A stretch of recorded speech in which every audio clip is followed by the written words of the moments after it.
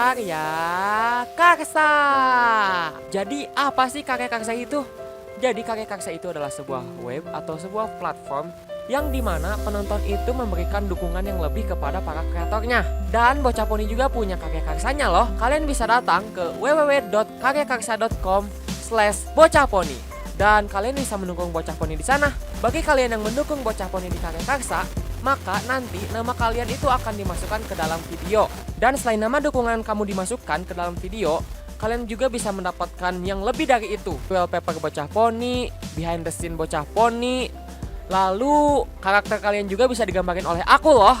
Jadi ayo dukung Bocah Poni di Karya Karsa. Link ada di deskripsi ya.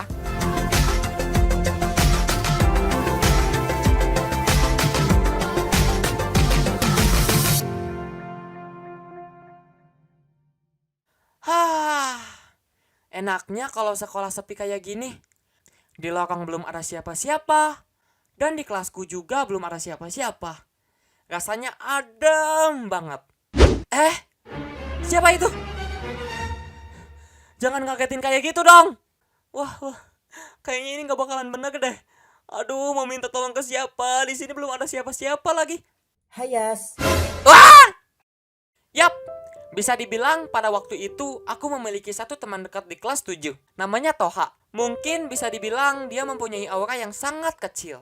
Jadi dia itu suka kadang-kadang ngagetin gitu, dikarenakan hawa keberadaan dia yang sangatlah kecil. Mungkin kalau versi animenya bisa dibilang dia itu mirip banget dengan Kuroko di anime Kuroko no Basket. Setiap hari dia bisa membuatku jantungan. Semakin kesini dia selalu membuatku kaget. Saat aku sedang membeli nasi kuning dan membawa piring nasi kuning menuju kelas, tiba-tiba saja saat berjalan, dia sudah ada berjalan bersamaku. Dan hal itu yang membuatku sangat kaget sampai aku terjatuh. Dan juga saking kagetnya, piring nasi kuning yang aku bawa sampai pecah dan membuat ibu kantin marah besar kepadaku. Yah, tidak ada jalan lain selain mengganti rugi piring nasi kuning yang pecah itu. Kenapa hidupku bernasib seperti ini? Selain itu juga, pada saat istirahat, kami sering membawakan buku tugas ke meja guru untuk dikumpulkan ke guru yang bersangkutan. Kami berencana membagi buku untuk dibawa ke ruang guru. Saat kami berdua, aku dan Toha membawa buku tersebut, tiba-tiba saja saat aku masuk pintu ruang guru, Toha udah ada di ruang guru sedang meletakkan buku di atas meja. Lah, tapi kan tadi dia itu ada di sebelahku. Aku tuh gak sadar dia itu udah sampai di meja guru lagi. Dia itu jalan cepet atau gimana ya? Yas, cepetan dong, jalan kok lelet amat. Tapi kan tadi kamu jalan bareng. Kamu kan tadi ada di sebelahku. Kok sekarang udah ada di sini lagi sih? Cuma firasat kamu aja kali. Aku udah di sini lebih dulu kok. Tapi kan aku benar-benar yakin kamu itu jalan bersamaku tadi. Udah, nggak perlu dibahas lagi. Yang penting siniin aja bukunya, simpan di meja, cepet. Jam istirahat ntar lagi selesai nih. Akhirnya, aku segera menyimpan buku dan kami segera ke kelas lagi untuk melanjutkan jam pelajaran selanjutnya yang membosankan ini. Dan setelah jam pelajaran, bel pulang pun berbunyi. Aku segera membereskan buku dan bergegas pulang. Namun, pada saat aku berjalan di lorong, aku mendengar teman perempuanku Jenny yang sedang bercerita seram di sana. Dia bercerita kepada orang-orang kalau di sekolah ini tuh ada hantu yang dulunya merupakan anak sekolah ini, tetapi dia meninggal karena dia terkunci di dalam kamar mandi berhari-hari. Aku merasa tertarik akan cerita yang Jenny ceritakan, dan aku mendengarkan cerita dia terlebih dahulu. Dia bercerita, awalnya ada seorang anak laki-laki yang izin ke toilet. Namun, pada saat itu, dia terkunci di dalam kamar mandi. Dia minta tolong sekeras mungkin, tapi entah kenapa tidak ada yang mendengarkan dia berteriak. Akhirnya, dia ditemukan tewas setelah 1 bulan toilet itu didobrak oleh salah satu petugas kebersihan sekolah. Mendengar cerita itu, aku sih biasa aja. Aku tahu kalau cerita ini tuh dibuat-buat. Buktinya, kenapa si Jenny bisa tahu tentang cerita itu, sedangkan kita semua belum tahu kepastian dari cerita itu. Toh, anak yang terkunci kan udah meninggal dulu banget. Mungkin itu hanya cerita karangan petugas kebersihan sekolah aja. Aku pun setelah mendengar cerita itu segera pulang ke rumah. Saat pulang ke rumah, aku masih kepikiran dengan cerita dari temanku Jenny tersebut. Entah kenapa aku jadi berpikiran yang enggak-enggak sekarang ini. Ya udah deh. Lebih baik langsung tidur aja daripada mempermasalahkan masalah ini lebih dalam lagi. Aku pun tertidur di atas kasurku yang empuk ini. Dan entah kenapa, pada saat aku tertidur, suasana menjadi lebih dingin. Aku segera membuka mataku untuk mengambil selimut. Tapi tiba-tiba saja, aku saat ini sedang berada di sekolah dalam kondisi yang gelap dan dingin. Aku menjadi kaget. Lah, kok aku tiba-tiba bisa ada di sini sih? Aku pun berjalan menuju lorong untuk keluar dari sekolah ini. Namun pada saat di lorong, mataku tertuju ke arah toilet laki-laki. Dan di sana, aku langsung memikirkan cerita yang diceritakan oleh Jenny pada saat itu. Akhirnya, aku berencana untuk melihat bekas toilet yang katanya pernah ada anak yang meninggal di sana. Tanpa rasa takut, aku membuka pintu toilet tersebut dan aku kaget. Kalau di situ ternyata ada temanku Toha. Lah, Toha, kenapa kamu ada di sini sih? Yashvi, kok kamu di sini juga? Nggak tahu.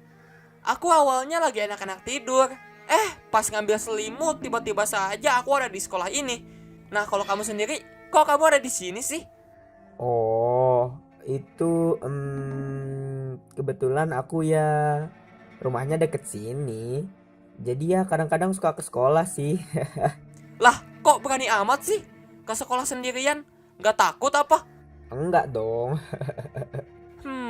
Terus kamu ke toilet ini kenapa? Apa gara-gara waktu itu kamu mendengar cerita Jenny juga? Iya. Gara-gara cerita itu tuh, iya. Oh, gitu. Memang benar sih, toilet ini agak sedikit angker. Aku bisa merasakan ada aura yang membekas di toilet ini. Seperti ada aura yang beda gitu dari toilet yang lain. Duh, untungnya aku belum pernah ke toilet ini. Aku biasanya pergi ke toilet dekat kantin dan bukan di toilet ini. Akhirnya dikarenakan aura toilet ini semakin kuat, aku dan Toha berencana untuk pulang ke rumah masing-masing. Tapi entah kenapa saat kami berjalan di lorong, masih ada aja aura aneh yang masih mengelilingi kita. Apa jangan-jangan kita berdua diikutin hantu tersebut? Pokoknya aku jangan berpikiran yang aneh-aneh deh. Akhirnya kami sampai di luar sekolah dan saling berpamitan satu sama lain. Pada saat aku berjalan pulang, aku tersandung batu dan terjatuh. Namun tiba-tiba aja aku malah terjatuh dari kasur. Artinya aku bermalam di sekolah itu cuma mimpi. Syukurlah. Aku menghela napas karena kejadian ini tidak nyata. Aku pun melihat jam, ternyata sudah subuh. Aku pun bergegas untuk mempersiapkan diri untuk menuju ke sekolah. Saat di sekolah, sebelum jam pelajaran dimulai, seperti biasa, wali kelas selalu mengabsen kita. Namun pada hari itu, aku tidak melihat temanku Toha. Dan wali kelasku pun tidak menyebutkan namanya di absen. Kok aneh sih?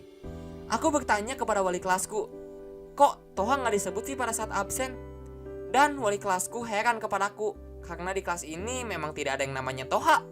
Rasanya hari sekarang sangatlah sepi, karena nggak ada orang yang mengagetkanku lagi.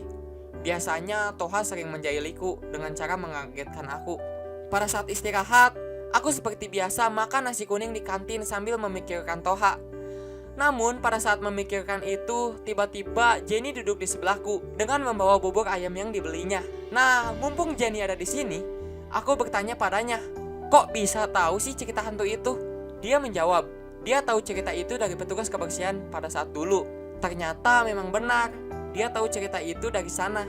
Lalu, karena aku saking penasaran, aku bertanya lagi pada Jenny tentang nama anak yang meninggal tersebut. Ternyata Jenny tahu nama anak tersebut dan menyebutkan kepadaku bahwa nama yang meninggal tersebut adalah Toha.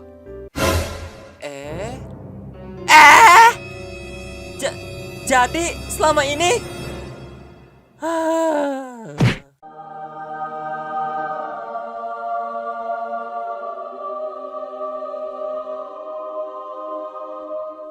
Halo teman-teman, terima kasih yang telah menonton video ini. Jadi sebenarnya video ini tuh emang beneran terjadi di sekolah SMP ku dulu.